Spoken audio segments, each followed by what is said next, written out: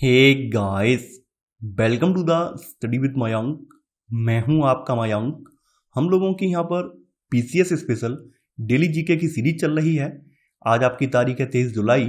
आज के वीडियो में हम लोग भारतीय अर्थव्यवस्था से संबंधित प्रश्नों को देखेंगे। तो चलिए स्टार्ट करते हैं आज का वीडियो। देखते हैं हमें क्या क्या डिस्कस करना है यहाँ पर।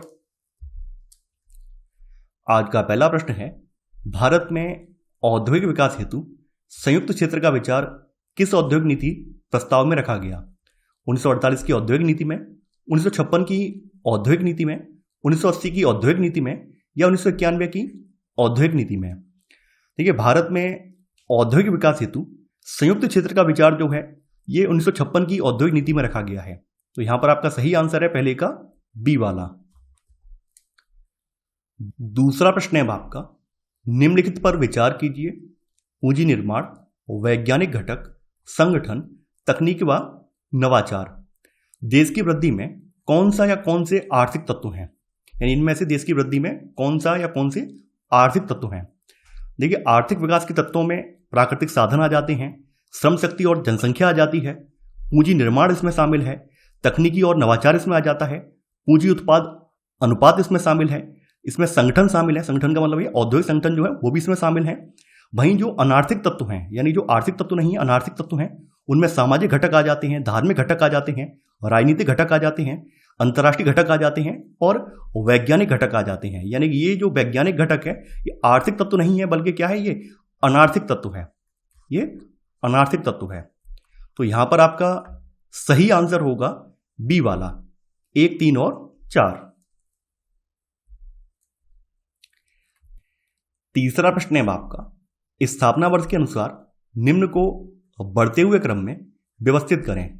यूटीआई, क्षेत्रीय ग्रामीण बैंक, आईडीबीआई, इरडा।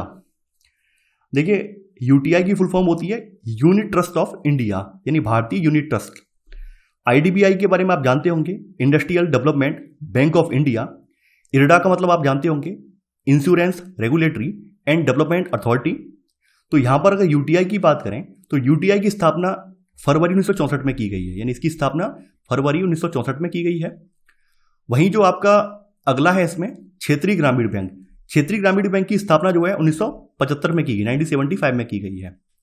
आईडीबीआई की बात करें तो आईडीबीआई की स्थापना जो है जुलाई 1964 में की गई है, 1964 में की गई है। इरडा की स्थापना जो है अप्रैल सन 2000 में की गई है। इसकी स्थापना अप्रैल सन 2000 में की गई है। तो यहां पर आपका सही क्रम कौन सा होगा? यानी कि 1, उसके बाद 3 आ जाएगा, फिर आपका 2 आ जाएगा, फिर आपका 4 आ जाएगा। यानी आंसर होगा आपका तीसरे का सी, यानी 1, 3, 2 और 4।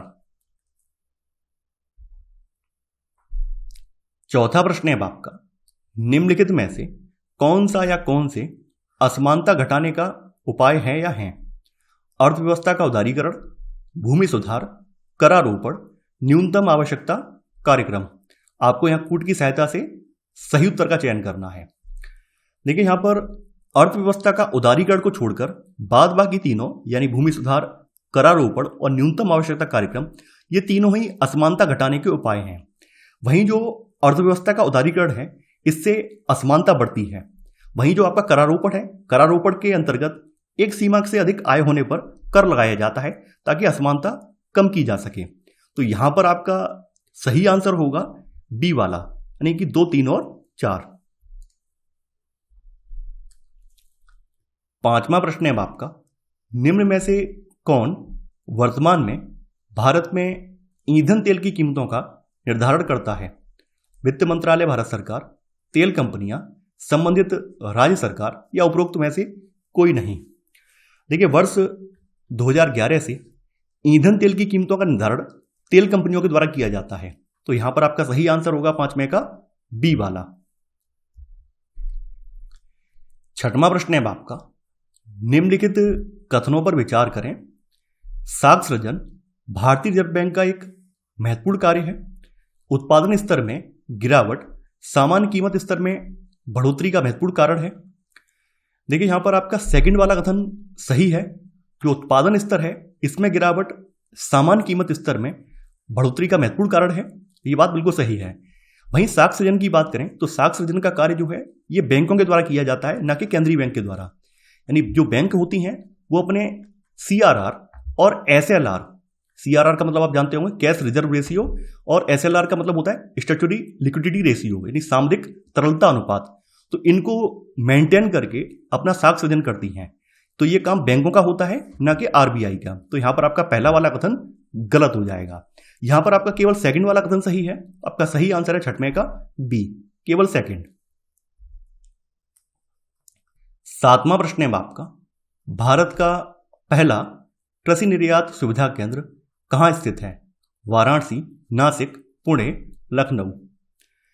Maharashtra chamber of commerce, industry and agriculture ने national bank for agriculture and rural development, जिसको नाबार्ड कहा जाता है, तो नाबार्ड के सहयोग से पुणे में भारत का पहला कृषि निर्यात सुविधा केंद्र शुरू किया है। तो यहां पर आपका सही आंसर है 7वें का सी वाला।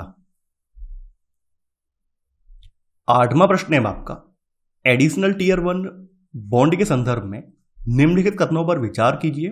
पूछा गया है कौन सा कथन सही है? AT1 बॉन्ड की कोई परिपक्वता अवधि नहीं होती है, इसे द्वितीयक बाजार में बेचा जा सकता है। निवेशक इन बॉन्डों को जारीकर्ता बैंक को वापस नहीं कर सकते हैं। देखिए, AT1 बॉन्ड जिसे परपेचुअल बॉन्ड भी कहा जाता है, इसकी कोई परिपक्वता अवधि नहीं होती है, किंतु इनमें कॉल विकल्प होता है। ऐसे बॉन्ड के जारीकर्ता बॉन्ड को कॉल या रिडीम कर सकते हैं यदि उन्हें सस्ती दर पर पैसा मिल रहा है। खास करके ये तब होता है जब ब्याज दरें गिर रही हों। तो यहां पर आपका पहला वाला कथन सही है। देखिए, ये जो AT1 बॉन्ड है, ये बॉन्ड भी स्टॉक एक्सचेंज में सूचीबद्ध होते हैं और एक्सचेंजों पर इन्हें खरीदा या बेचा जाता है। इसलिए यदि किसी AT1 बॉन्ड धारक को धन की आवश्यकता है तो वह इसे द्वितीयक बाजार में बेच सकता है। तो यहां पर आपका सेकंड वाला कथन ये भी सही है। देखिए, यहां पर तीसरा वाला कथन ये भी सही है। निवेशक इन बॉन्डों को जारीकर्ता बैंक को वापस नहीं कर सकते हैं, यानी इसके धारकों के लिए इसमें कोई भी पुट ऑप्शन नहीं होता है। तो यहां पर आपका 1, 2, 3 तीनों ही कथन सही है। तो आपका सही आंसर है 8वें का डी, यानी 1, 2 और 3।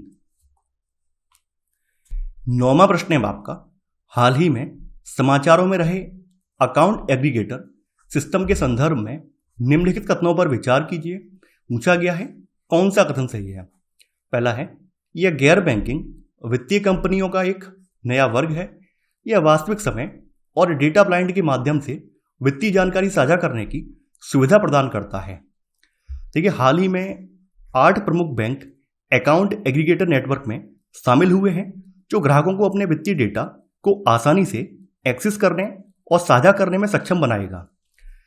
RBI ने वर्ष 2016 में अकाउंट एग्रीगेटर को गैर बैंकिंग वित्तीय कंपनियां, जिनको NBFC कहा जाता है, इसके एक नए वर्ग के रूप में मंजूरी दी थी, जिसकी प्राथमिक जिम्मेदारी उपयोगकर्ता के वित्तीय डेटा को उसकी स्पष्ट सहमति से स्थानांतरित करने की सुविधा प्रदान करना है।